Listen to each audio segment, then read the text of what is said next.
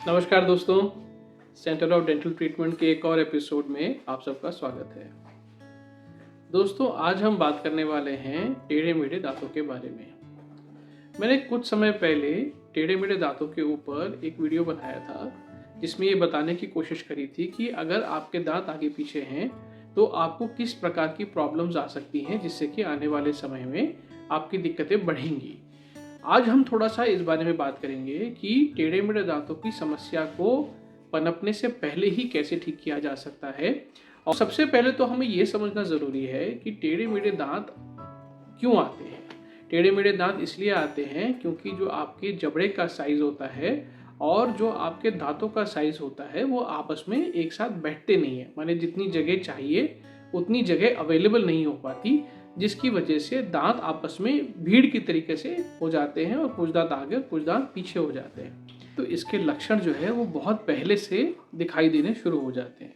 जैसे मान लीजिए कि बच्चे की जो परमानेंट दांतों का आना शुरू होता है वो 6 साल की उम्र से आना शुरू हो जाता है, और जो पक्के दांत आते रहते हैं वो तकरीबन आप मान के चलिए 12-13 साल तक सारे दांत आ जाते हैं। अक्ल दाढ़ के केस में 18 साल 23 साल तक भी दांत आते रहते हैं। तो अगर किसी वजह से दूध के दांत नहीं गिरते, जैसा कि हमने पहले वीडियो में देखा था कि आजकल के जो बच्चे हैं वो बर्गर, चीज़, चिप्स इस तरीके की डाइट ज़्यादा लेते हैं जो कि चिपक जाती है या हार्ड नहीं होती है, और हार्ड ना होने की वजह से वो हमारे मांसपेशियों को स्टिमुलेशन नहीं देती है, जॉ को स्टिमुलेशन नहीं देती है कि वो ग्रो करे।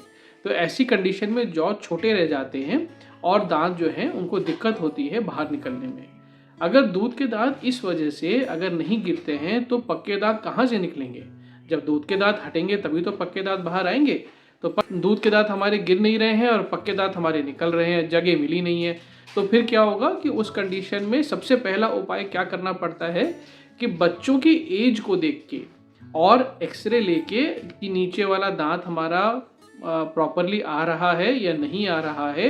सबसे पहला सोल्यूशन ये हो सकता है कि उनको हम आर्टिफिशियली हटा दें। कि अगर हमारा दूध का दांत नहीं हट रहा है और नीचे का पक्का वाला दांत आगे या पीछे से आने की कोशिश कर रहा है, तो अगर आप उस दूध के दांत को हटा देंगे तो आप देखेंगे कि 3 से 4 महीने के अंदर वो जो दांत है वो अपनी जगह वापस पकड़ लेता है और पूरी तरीके से उस जगह को ऑक्यूपाई कर जाता है। कुछ केसेस में ऐसा होता है कि आपके दूध के दांत गिर जाते हैं, लेकिन क्योंकि जैसे मैंने बताया डाइटरी हैबिट्स का एक इशू रहता है, तो प्रॉब्लम ये रहती है कि पक्के दांतों को स्टिमुलेशन ना मिलने की वजह से ज़्यादातर दांत जो है बाहर की तरफ या जीभ की तरफ आना शुरू कर देते हैं। और ऐसी कंडीशन में मिक्स डेंटिशन में, माने अभी दूध के दांत पूरी तरीके से गिरे नहीं हैं और पक्के दांत अभी सारे आए नहीं हैं, तो ऐसी कंडीशन में भी हम एक मिक्स्ड ऑर्थोडोंटिक अप्लायंसेस का यूज़ कर सकते हैं, जिसके अंदर हम आर्च को एक्सपैंड कर सकते हैं। आर्च का मतलब क्या होता है, जो हड्डी की गोलाई होती है उसको बढ़ा सकते हैं तो जगह बढ़ जाती है और दांत आपस में एक दूसरे को एडजस्टमेंट कर लेते हैं। तो जो क्राउडिंग की जो संभावना होती है वो कम होती चली जाती है और बच्चे की डेवलपमेंट के साथ जो है वो दांत सारे एक दूसरे के साथ अलाइन कर जाते हैं और बहुत हद तक जब तक बच्चा बड़ा होता है ये प्रॉब्लम उसको आती नहीं है। अगर मान लीजिए किसी वजह से ये सारी चीज़ें नहीं हो पा रही हैं या बच्चे की डाइटरी हैबिट्स मॉडिफाई नहीं कर पा रहे हैं, तो फिर आपके पास ऑर्थोडोंटिक्स के अलावा ज़्यादा विकल्प रहते नहीं हैं। ऑर्थोडोंटिक्स के अलावा ऑर्थोट्रॉपिक्स भी एक नई ब्रांच बन रही है जिसमें कि मांसपेशियों की activity, tongue exercises, sleeping pattern, breathing pattern, ये सब चीज़ें भी आपकी जो डेंटल स्ट्रक्चर है उसके अंदर काफ़ी रोल प्ले करते हैं। तो ऑर्थोडोंटिक्स अगर आप लोग नहीं जानते हैं तो मैं बता देता हूँ, ये एक ऐसी ब्रांच होती है डेंटिस्ट्री में। आप लोगों के लिए अगर ऐसा लगता है कि सारे डेंटिस्ट सारे काम करते हैं, तो ऐसा नहीं होता। जैसे एमबीबीएस के करने के बाद बहुत सारी अलग अलग ब्रांचेस स्पेशलाइज हो जाती हैं, इसी तरीके से बीडीएस ग्रेजुएशन करने के बाद अलग अलग ब्रांचेस होती हैं और जिस ब्रांच के अंदर तारों का इस्तेमाल करके दांतों को सीधा किया जाता है उसको ऑर्थोडोंटिक्स कहा जाता है, और जो डॉक्टर इसको काम को करते हैं वो ऑर्थोडोंटिस्ट कहलाते हैं। तो जो इस प्रकार की जो चीज़ें होती हैं उसमें हमको फिर तारों का इलाज करना पड़ता है, और जिनको हम ब्रैकेट्स या ब्रेसेस आम भाषा में कहते हैं।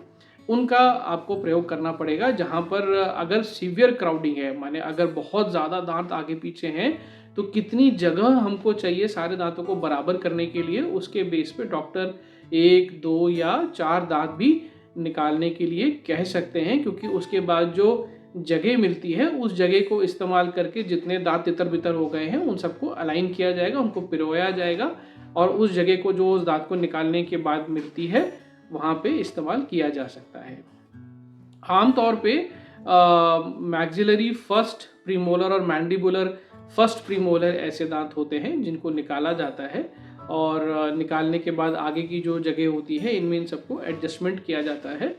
ये बात और भी समझने वाली है कि अगर आपको टेढ़े मेढ़े दांतों के साथ कोई ऐसी समस्या भी बनी हुई है, जैसे कि टंग थ्रस्टिंग की समस्या है, माउथ ब्रीदिंग की समस्या है, या और भी कोई ऐसी स्केलेटल एनोमली है जिसकी वजह से टेढ़े मेढ़े दांत आपके बन गए हैं, जैसे मान लीजिए अंगूठा चूसते हैं तो थंब सकिंग की वजह से भी आपको टेढ़े मेढ़े दांत बनते हैं। अंगूठा चूसने पर मैंने एक ऑलरेडी वीडियो बनाया हुआ है, अगर आप अभी तक नहीं देख पाए हैं तो मैं लिंक उसका भी यहाँ दे रहा हूँ, आप उसको भी देख सकते हैं, थोड़ी जानकारी और बढ़ जाएगी। तो ये सब जो ट्रीटमेंट्स हैं ये इन सब के करेक्शन के साथ जुड़ जाते हैं। कभी कभी टंग थ्रस्टिंग के केस में हमें क्रिब्स देने पड़ते हैं ताकि जीभ पीछे रहे, नहीं तो जीभ बार बार बाहर धक्का मार मार के दांतों को खराब करती रहती है। उसके अलावा अगर बहुत मेजर क्राउडिंग नहीं है तो एक और छोटा सा ट्रीटमेंट होता है जिसको IPR कहा जाता है। इसका मतलब होता है इंट्रा प्रॉक्सिमल रिडक्शन। दोनों दांतों को दांत के 2 सिरे होते हैं, एक आगे वाला हिस्सा और एक पीछे वाला हिस्सा, इनको थोड़ा थोड़ा थोड़ा थोड़ा स्ट्रिप्स की मदद से उनको जो है घिस दिया जाता है, और उसके बाद जो जगह मिलती है उसको हम आपस में एक दूसरे के साथ बांट लेते हैं। जैसे आप रेगमाल करते हैं ना, किसी चीज़ को रेगमाल करके इसको स्मूथ कर देते हैं और उसके बाद थोड़ी सी जगह मिल जाती है, तो उसको इस्तेमाल करके हम ये जो जगह बना सकते हैं, इसका भी फ़ायदा हमको मिल सकता है। फिर आजकल एक बड़ा नया ट्रीटमेंट चल रहा है जिसको अलाइनर्स कहा जाता है। अलाइनर्स एक बहुत अच्छा ट्रीटमेंट ऑप्शन है, पर डिपेंड करता है कि आपका केस क्या है। बहुत सारे लोग ये समझते हैं कि अलाइनर्स से सारे काम हो सकते हैं। मेरा जवाब इसमें ना के लिए होगा, क्योंकि हर केस डिपेंड करता है कि आपको किन किन स्टेप्स की ज़रूरत है। माइनर क्राउडिंग के लिए आप अलाइनर्स बिल्कुल इस्तेमाल कर सकते हैं और वो अच्छे रिजल्ट्स भी देते हैं, लेकिन हमेशा अलाइनर्स कराने से पहले पूरी सारी प्रॉब्लम्स को समझ लीजिए, आपकी डायग्नोसिस अच्छे से होनी चाहिए। अब मान लीजिए कि हमने आपको 2-3 ऑप्शन बता दीजिए कि भाई आपका जो है डेसिडुअस टीथ, अगर दूध का दांत खराब हो गया है या वो वहाँ पे रखा हुआ है या उसकी जड़ पड़ी हुई है तो वो हटा दिया, एक तो ऑप्शन वो हो गया। एक हमने ब्रेसेस का ऑप्शन बता दिया, एक अलाइनर का ऑप्शन बता दिया।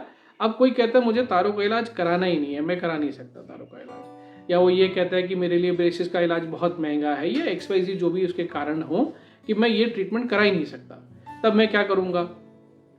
तब फिर आपको कॉस्मेटिक ट्रीटमेंट में जाना पड़ेगा। कॉस्मेटिक ट्रीटमेंट में 2-3 तरीके होते हैं जिनकी मदद से आप इस क्राउडिंग को दिखावटी तौर पर ठीक कर सकते हैं, एस्थेटिक्स के तौर पे इसको आप ठीक कर सकते हैं, पर फंक्शनल करेक्शन नहीं होता। 2 तरीके के करेक्शन होते हैं, फंक्शनल एंड एस्थेटिक, फंक्शनल और केवल एस्थेटिक। तो जो आप तारों का इलाज करते हैं वो फंक्शनल और एस्थेटिक माने काम करने के हिसाब से और देखने के हिसाब से, दोनों हिसाब से ठीक होता है।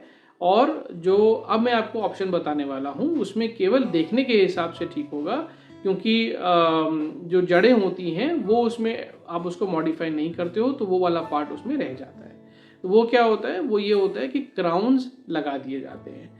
अब इसमें आप बोलोगे कि मैं क्या रिकमेंड करता हूँ, तो मैं पर्सनली रिकमेंड नहीं करता हूँ, क्योंकि इसमें आपके जो दांत होते हैं वो बहुत घिसने पड़ते हैं, और घिसने के बाद जो है उनके ऊपर आर्टिफिशियल कैप्स लगाई जाती हैं। तकरीबन खर्चा 19-20 थोड़ा बहुत ही फ़र्क आता है। अगर आप मुझसे पूछोगे कि क्राउन या ब्रिज करवाऊं या मैं ब्रेसेस कराऊं, तो मैं हमेशा आपको ब्रेसेस कराने की राय दूंगा बजाय क्राउन या ब्रिज कराने की, क्योंकि वो आपके दांतों के लिए अच्छी बात नहीं है, आपको उससे बहुत बेनिफिट नहीं मिलेगा। देखने में एक बार को हो सकता है किसी को मालूम ना चले, लेकिन एथिकल पॉइंट ऑफ व्यू से और फंक्शनल पॉइंट ऑफ व्यू से मैं बोलूँगा कि ब्रेसेस कराओगे तो ट्रीटमेंट लॉन्ग लास्टिंग रहेंगे और आपको अच्छा भी दिखाई देगा। तो ये हमने 3-4 ऐसे ऑप्शंस डिस्कस कर लिए जिनसे कि हम क्राउडिंग जैसी समस्याओं को मैनेज कर सकते हैं। देखिए 2 चीज़ें होती हैं, एक होता है ट्रीटमेंट, एक होता है मैनेजमेंट। तो मैंने यहाँ पे मैनेजमेंट वर्ड यूज़ किया है क्योंकि ट्रीटमेंट इसका ऑर्थोडोंटिक करेक्शन के द्वारा ही किया जा सकता है। और इसके साथ ये बात भी समझनी है जो कि अभी मैंने अपने डिस्कशन के दौरान अभी बोला कि क्राउडिंग के लक्षण दूध के दांतों के टाइम से ही दिखने शुरू हो जाते हैं। तो अगर आप अपने बच्चों को एक हेल्दी डाइट नहीं देते हैं, यानी उनको सैलेड, उनको आप मोटा खाना या मोटा अनाज चबाने के लिए नहीं देते हैं, तो ऑटोमेटिकली आप ये मान के चलिए कि उनमें क्राउडिंग होनी ही होनी है। और दूसरी बात ये कि अगर 6 साल ऑनवर्ड्स बच्चों के जब दांत बदलने शुरू हो रहे हैं और बच्चों के दांत नहीं गिर रहे हैं, तो डेंटिस्ट के पास ले जाके एक बार एक IOPA एक्सरे ज़रूर कराना है। IOPA एक्सरे दांत के छोटे एक्सरे को कहते हैं, जिसमें कि आपको अंदर वाली जड़ों की क्या सिचुएशन चल रही है वो साफ साफ उसमें दिख जाएगी। अगर दांत नज़दीक हैं तो दूध के दांत को निकलवाना आपके लिए फ़ायदेमंद है। साथ ही साथ ये भी समझना ज़रूरी है कि अगर बच्चे हमारी गलत आदतें डेवलप कर रहे हैं, नाक उनकी बंद रहती है या जीभ बार बार लगा देते हैं या उनकी जीभ जो है वो नीचे चिपकी हुई है जिसे टंग टाई कहते हैं, उसके ऊपर भी एक वीडियो बना हुआ है, वो भी आप देख सकते हैं। ये सब प्रॉब्लम्स अगर बनी हुई हैं तो अनजाने में हम अपने बच्चों का नुकसान कर रहे हैं। और बाद में जाके जब ये प्रॉब्लम्स आती हैं तब हमारे मन में एक सवाल आता है कि ये प्रॉब्लम क्यों आई या हमें ये पहले से किसी ने बताया ही नहीं। तो आज आपकी जानकारी में मैंने ये सारी इन्फॉर्मेशन दे दी है। मैं आशा करता हूँ कि इससे आपको बहुत लाभ होगा और ना केवल आप अपने लिए बल्कि अपने बच्चों के लिए एक तो हेल्दी डाइट का चुनाव करेंगे, दूसरा बच्चों को एक्सरसाइजेस के लिए भी प्रेरित करेंगे। माउथ एक्सरसाइजेस के लिए हम लोग हाथ पैरों की एक्सरसाइजेस तो बहुत करते हैं बट माउथ एक्सरसाइजेस नहीं करते हैं। तो माउथ एक्सरसाइजेस अगर आप रेगुलरली करेंगे, उसके ऊपर एक हमने माउथ ब्रीदिंग के करेक्शन से रिलेटेड एक वीडियो बनाया हुआ है, उसमें देखिएगा, उसमें टंग की एक्सरसाइजेस हमने सिखाई हुई है। वो भी अगर आप करेंगे तो उससे जो क्राउडिंग जैसी प्रॉब्लम्स है उनसे आप काफ़ी हद तक छुटकारा पा सकते हैं। और डेंटिस्ट के विजिट को बिल्कुल नेग्लेक्ट मत करिए। Every 6 months during the growing age आपने डेंटल क्लिनिक पे जाना है और एक बार अपने बच्चों का दांतों का चेकअप, अपना चेकअप ज़रूर करवाना है। ठीक है। एक बात और जो मैं आपको बताना इसमें मैं भूल गया था वो ये है कि लोग मुझसे पूछते हैं कि क्राउडिंग का ट्रीटमेंट या जो ऑर्थोडोंटिक ट्रीटमेंट होता है इसका ड्यूरेशन क्या होता है।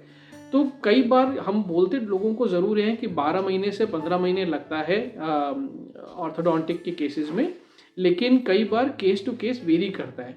कई बार क्या होता है पेशेंट्स टाइम पे नहीं आते हैं या ब्रैकेट्स तोड़ लेते हैं या अगर अलाइनर्स लगा रहे हैं तो अलाइनर तोड़ लेते हैं। तो उस कंडीशन में क्योंकि कंप्लायंस बराबर नहीं हो पाती है तो टाइम ड्यूरेशन जो है वो आगे पीछे हो जाता है। कई बार 1.5 2 साल भी लग जाते हैं, बट इसमें पेशेंट की कंप्लायंस और आपके केस का भी काफ़ी योगदान है। तो मैं आशा करता हूँ आज मैंने थोड़ी सी जानकारी और बढ़ाई होगी आपकी इस बारे में। अगर वीडियो अच्छा लगा हो तो लाइक ज़रूर करिएगा, चैनल को सब्सक्राइब करिएगा और हम जल्द मिलेंगे एक नए वीडियो में एक नए शीर्षक के साथ। तब तक के लिए अपना ध्यान रखिएगा। मिलेंगे जल्द हम नए वीडियो में। नमस्कार।